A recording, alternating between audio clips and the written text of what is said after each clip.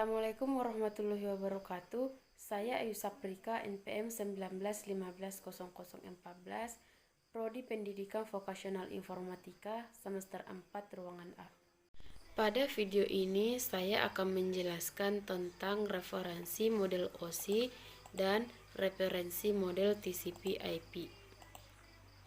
OSI adalah sebuah badan multinasional yang didirikan tahun 1977 bertepatan di Eropa yang bernama International Standard Organization atau ISO sebagai badan yang melahirkan standar-standar internasional.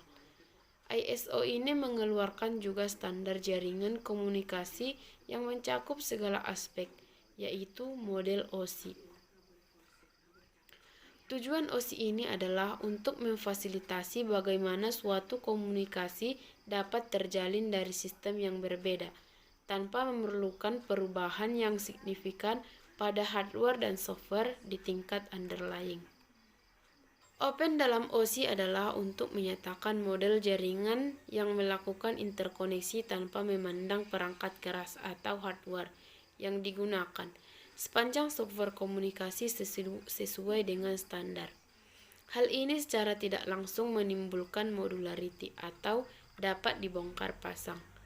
Modularity mengacu pada pertukaran protokol di level tertentu, tanpa mempengaruhi atau merusak hubungan atau fungsi dari level lainnya.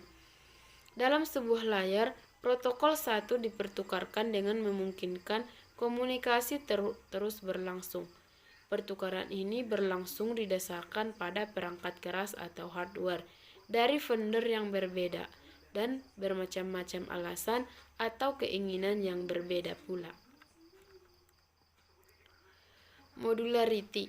Seperti contoh jasa antar kurir, modularity pada level transport menyatakan bahwa tidak penting bagaimana cara paket sampai ke pesawat.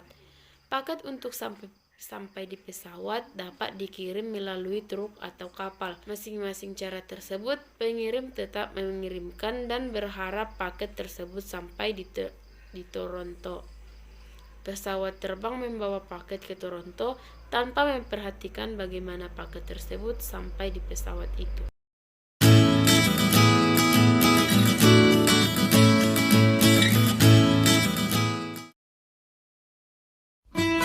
Tahukah kalian mengenai apa itu 7 layer OSI?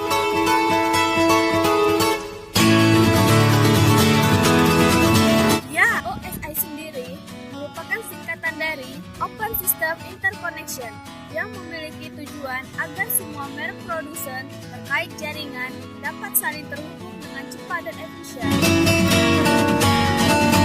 Pada layer ketujuh, disinilah kita selama ini berinteraksi, karena layer ini adalah penghubung antara aplikasi jaringan yang membutuhkan akses kepada si layanan jaringan. Dan ketika kita gagal melakukan komunikasi jaringan, layer ini juga yang menyampaikan pesan kesalahan jika terjadi kendala pada jaringan. Contohnya, ketika kita ingin mengakses internet, melakukan percakapan messenger, mengirim email, streaming video, dan sejenisnya. Pada layer 6, disinilah layer yang paling mudah bagiannya, yaitu mengubah bentuk data yang akan dikirimkan oleh aplikasi jaringan menjadi format yang sesuai untuk melewati jaringan. Contohnya adalah ketika kita akan mengirimkan data berupa gambar yang ternyata dijadikan format biner dahulu agar bisa dilanjutkan proses pengirimannya.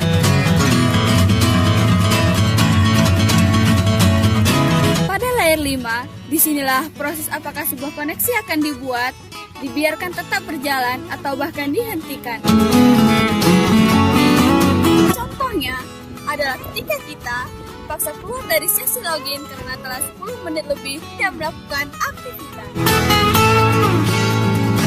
Pada layer 4, disinilah berbagai macam data yang akan dikirimkan dipecah-pecah menjadi beberapa bagian dan diberi penanda sesuai urutannya. Dan Penanda itulah yang akan menjadi petunjuk apakah data tadi diterima secara utuh atau harus dikirimkan ulang karena ada yang hilang di tengah jalan.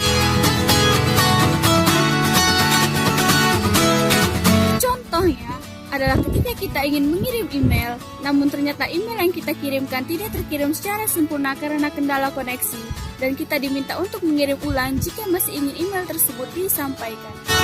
Pada layar 3 ini, disinilah terjadinya routing, pendefinisian alamat IP, serta pembuatan header kepada paket yang akan dikirim. Contohnya adalah ketika kita ingin melakukan pengiriman data pada jaringan, data tersebut akan diberikan tugas mengenai di mana tujuannya, jalur mana yang akan dia lewati untuk bisa sampai ke tujuannya, serta tanda pengenal data tersebut sebagai data yang akan dikirimkan.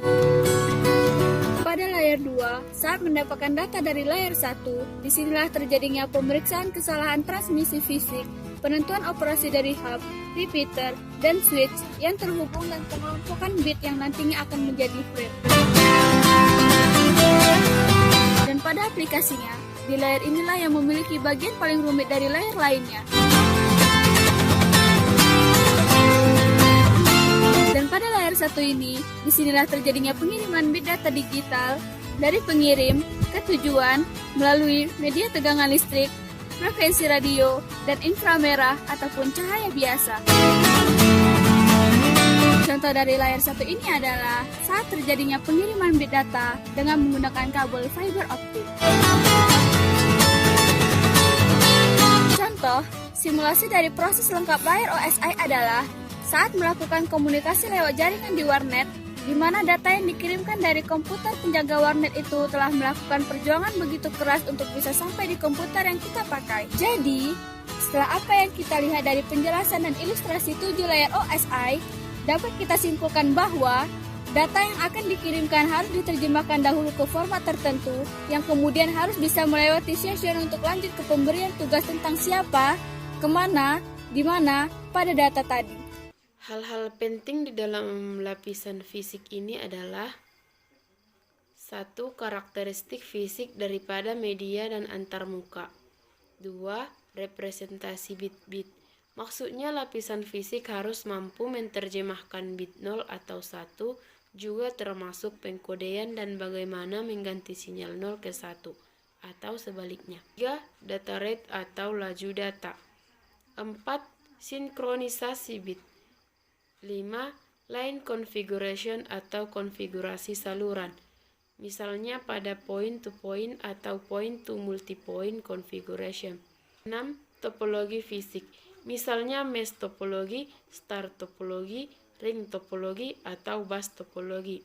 7. Mode transmisi, misalnya half duplex mode, full duplex, atau simplex mode.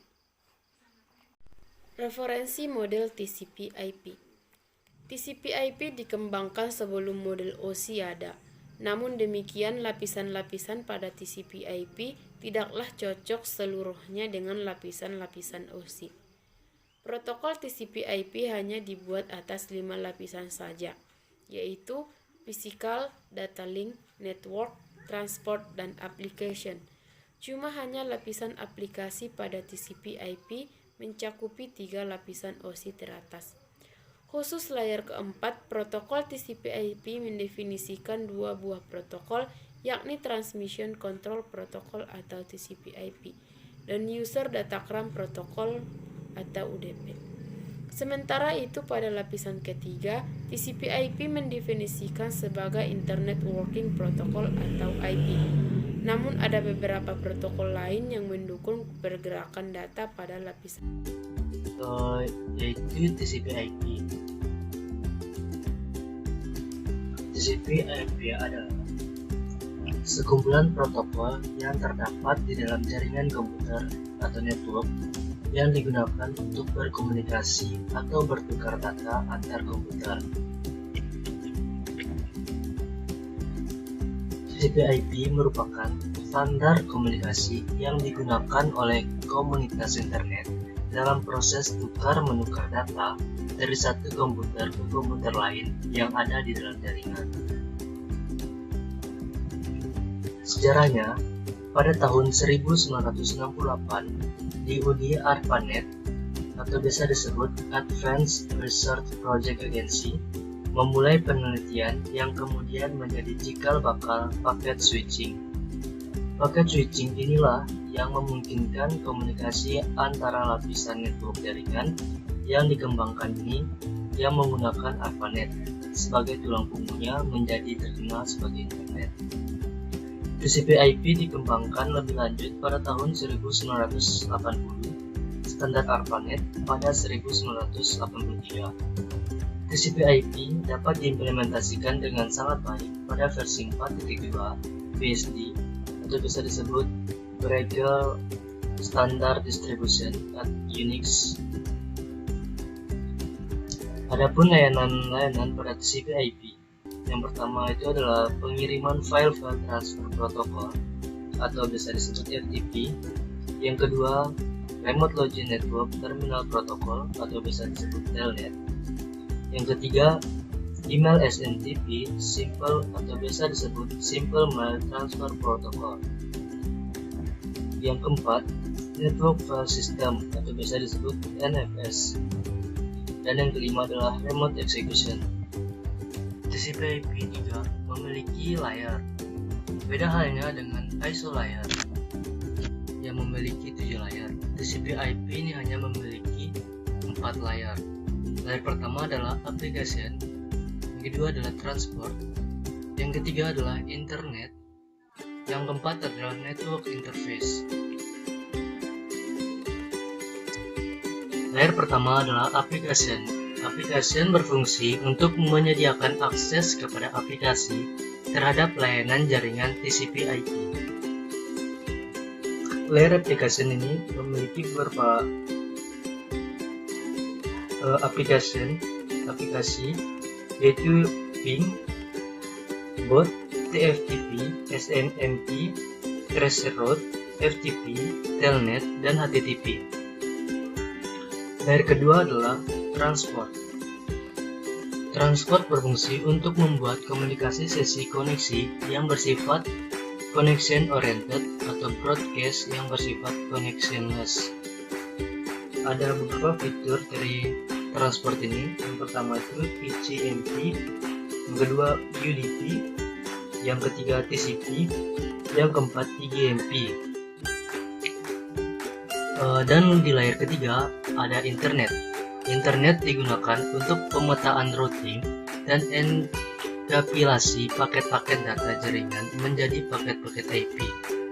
Fiturnya yaitu ada ADP, IP, RADP. Dan yang terakhir atau layar keempat adalah network interface. Network interface digunakan untuk meletakkan frame-frame jaringan di atas media jaringan yang digunakan.